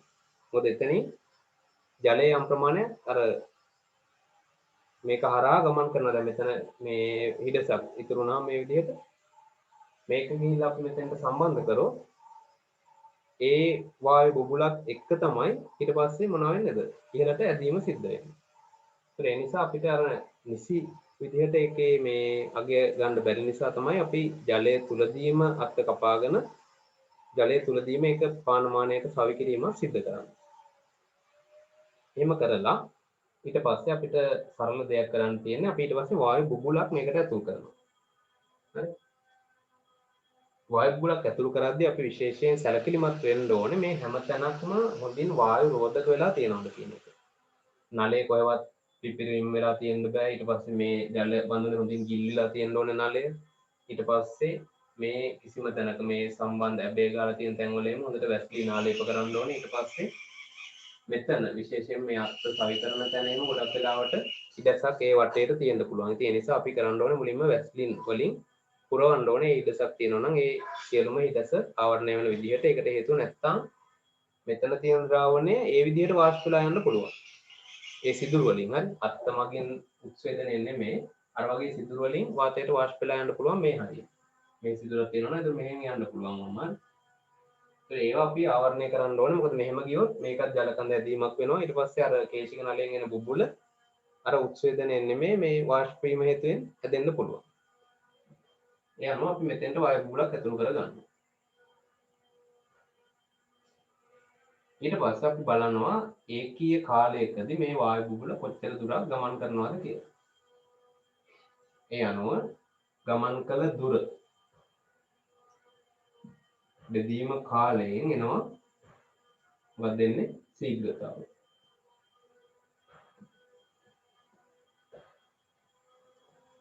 මොන ශීඝ්‍රතාව දෙන්නේ? කේශික නලයේ ගමන් කිරීමේ ශීඝ්‍රතාව. අපි උපකල්පනය කරනවා ඊට පස්සේ උත්සේදන වීමේ ශීඝ්‍රතාව මේ කේශික නලය තුලින් වායු බුබුල ගමන් කිරීමේ ශීඝ්‍රතාවයට සමානයි කියලා උත්සේදන ශීඝ්‍රතාවය එතන අපිට නිර්ණය කරන්න පුළුවන් ඒ අගයට අනුරූපයි කියලා. ඉතින් කරන්න මේක ලොකු දෙයක් නැහැ හරි. නමුත් ප්‍රැක්ටිකල් එකකින් ප්‍රශ්න දීලා එහම අපිට මේක විශේෂ ආකාරයෙන් ගන්න පුළුවන්. ඒකේ ලොකු දෙයක් නැහැ. නමුත් අවබෝධ කරගන්න තැන් ටිකක් ඒ වගේ දේවල් තියෙනවා. මේ වගේ ප්‍රැක්ටිකල් එකක් දීලා ඕනතරම් ප්‍රශ්න අහන්න පුළුවන් මේ ප්‍රැක්ටිකල් එක ආශ්‍රිතව. ඒක එකක්. අනිත් එක තමයි මොකද්ද?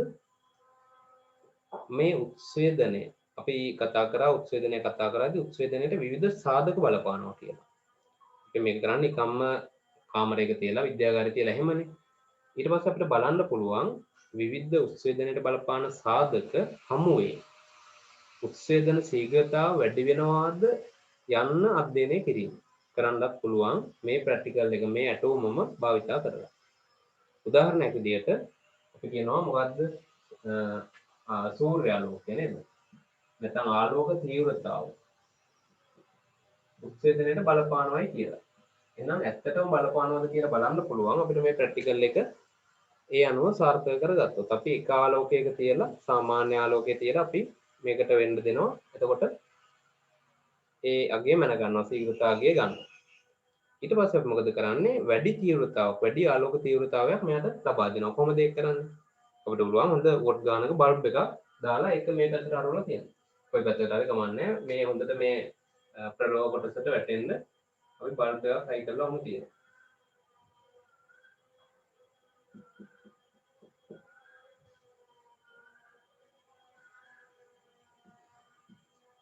හරි. එතකොට මොකද වෙන්නේ? ඒකේ ආලෝකයෙන් මෙයා උත්සේදනය වැඩි කර ගන්නවද අඩු කර ගන්නවද කියන එක ඊට පස්සේ ලැබෙන අගයෙන් අපිට පුළුවන් ඒක මැන ගන්න. ඊට පස්සේ තව දෙයක් අපිට පුළුවන් සුළඟේ වේගය. ආලෝක තීව්‍රතාවය ඊට පස්සේ සුළඟේ වේගය. එතන මොකද කරන්නේ? ෆෑන් එකක් දාලා තියෙනවා. හරි? ෆෑන් එකක් දාලා තිබ්බහම එතකොට හුළඟ වැඩි වෙද්දී මේ කේශික නලය හරහා මේ වායු බුබුල ගමන් කරන වේගය වැඩි වෙන්න ඕනේ. හරිද? නේද? ශීඝ්‍රතාවය ඒකේ කාලයකදී ගමන් කරන දුර වැඩි වෙන්න ඕනේ. එහෙම වෙනවා නම් අපිට කියන්න පුළුවන් සුළඟ වේගය අනුව උත්සේදනය වැඩි වෙනවා කියලා. අපව ආර්ද්‍රතාව. ඒ කොහොමද වෙනස් කරන්නේ? නිකන් ලැබ් එකේ තියෙනවා ඊට පස්සේ AC room එකකින් ගිහිල්ලා තියෙනවා. AC එක අපිට වෙනස් කරන්නත් පුළුවන් එක එක අගයෙන්. AC room එකක තිබ්බම ආර්ද්‍රතාවය වැඩි වෙන එකද වෙන්නේ අඩු වෙන එකද වෙන්නේ? ආර්ද්‍රතාවය අඩු වෙනවා. දැන් ඕගොල්ලන්ට හිතෙන්න පුළුවන් සීතලින්ද ආර්ද්‍රතාවය වැඩි කියලා නෑ එහෙම නෑ. ආර්ද්‍රතාවය අඩුයි. ඒ නිසා අපිට සීතලක් දැනෙන්නේ අපේ මේ ශරීරය තුලින් වැඩිපුර ජලය වාෂ්ප වීම නිසා. ඒතොර ඒ අනුව ඔය කියන සාධකත් එක්ක ඒ සාධකයේ කියන එක වෙනස් කර කර අපිට බලන්න පුළුවන් මේ ඇටෝම භාවිත කරලා උත්සේදනයේ ශීඝ්‍රතාවය වැඩි වෙනවද අඩු වෙනවද කියලා.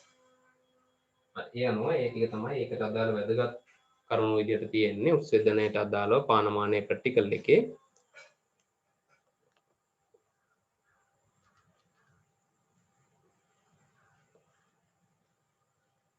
හරි.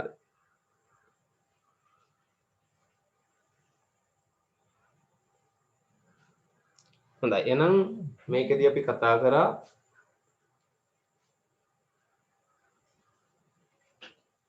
21 වෙනි ප්‍රැක්ටිකල් එකේ ඉඳලා නේද 21 වෙනි ප්‍රැක්ටිකල් එකේ ඉඳලා 21 වෙනි ප්‍රැක්ටිකල් එකේ A කොටස සහ B කොටස කියලා තිබ්බා. එතකොට මේ ප්‍රැක්ටිකල් දෙක ගොඩක් වැදගත් ප්‍රැක්ටිකල් දෙකක්. රෝයියෝ පැත්ත මේ ප්‍රැක්ටිකල් එක සහ ඇලොපේෂියා සහ අබරල මේ ඇලොපේෂියා සහ අර්ථාපල. මේ ප්‍රැක්ටිකල්ස් තුන යම් මොහොතක ඔයගලන්ට එන්න පුළුවන් විභාගෙදී ව්‍යුහගතයකට වගේ. එහෙම ආවොත් ඒකෙන් ලකුණු ගන්න කිසිම අමාරුවක් නැහැ. වඩාත්ම ලේසි ප්‍රශ්න වෙනවා ඒවා. ඉතින් ඒකේදී අර පොඩි අවබෝධයක් විතරයි තියෙන්න ඕනේ. ඒ අවබෝධය ප්‍රැක්ටිකල් වීඩියෝස් ටික බලපුවම ඔයගලන්ට ලැබෙනවා. ඊට පස්සේ දැන් කරේ පානමානයේ උත්සේදනයට අදාළ ප්‍රැක්ටිකල් එක. අපිට තව කීපයක් තමයි මම බලාපොරොත්තු වෙන්නේ මේ ප්‍රැක්ටිකල් වීඩියෝස් වලින් කරන්ද. මොකද අනිත් ඒවා ඔක්කොම දැන් 24 වගේ ගත්තාම තියෙන රූප සටහන් හා ආකෘති භාවිතා කරමින් මානව ආහාර ජීර්ණ පද්ධතියේ ව්‍යුහය විස්තර කිරීම. ඉතින් ඒවා තියරි පාඩම්මනේ. තියරියට අදාළවම රූප සටහන් පෙන්නලා ඔයගලන්ට මේ දේවල් කරන් තියෙන. ඉතින් ඒක වඩා හොඳින් අපි තියරි පාඩම් කරනකොට ඒවා පැහැදිලි කරලා තියෙනවා. ඒවා 아무තෙන් ප්‍රැක්ටිකල් කියලා කරන්න දෙයක් නැහැ. නමුත් පාසලේ නම් ඔයගලන්ට පුළුවන් විවිධ ආකෘති රූප සටහන් ඒවා පාඩමත් එක්කම ප්‍රයෝගී කරගන්න. ඒතර ඒවා ඒ විදිහට කරාත් දන්නේ කරා නම් ඉතින් හොඳයි. හැම පද්ධතියකටම අදාළව ඒතකොට ප්‍රැක්ටිකල් අංක 33